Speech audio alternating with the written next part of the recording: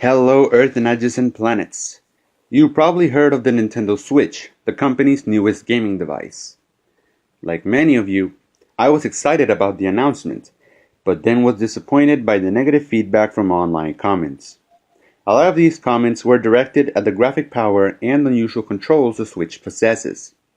Though the Switch, when docked, should have as much power as an Xbox One or PS4. The Switch does possess similar power to the Wii U when undocked, since it needs to only render at 720p 60 frames per second in this form.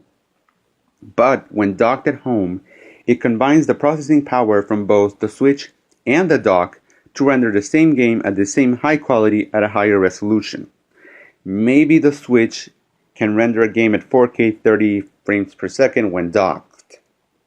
If the rumors are true, the Switch could use other docks that would otherwise be inactive to help process the game to render it at 4K in 60 frames per second.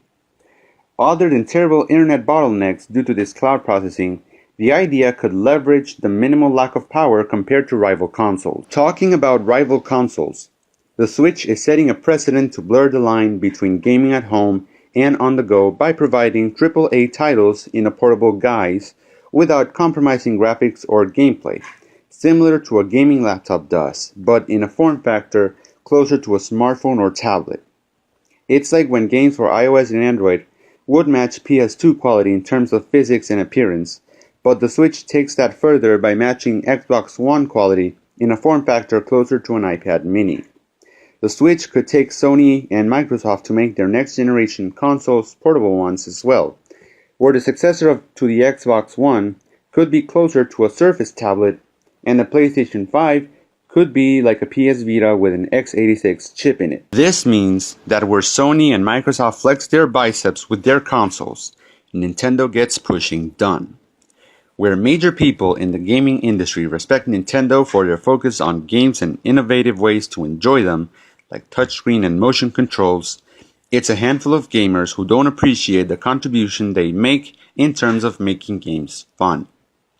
The way a game looks does influence how the game feels, but so does the story and the gameplay mechanic. For example, Mario Kart 8 has amazing visuals and an interesting gameplay mechanic, and that makes it a good game. And still, by having an idea of what the Switch can do, docked or not, it's still criticized for not being a traditional console with an architecture and power similar to its rival. The worst part is that if the Switch were like that, it would be criticized for being the same, even if all three consoles would get the exact same games from third parties. Now we can only wait and see what the Nintendo Switch is truly capable of and how it really stacks up to the competition, which is not just consoles, but smartphones and other mobile devices it has to face.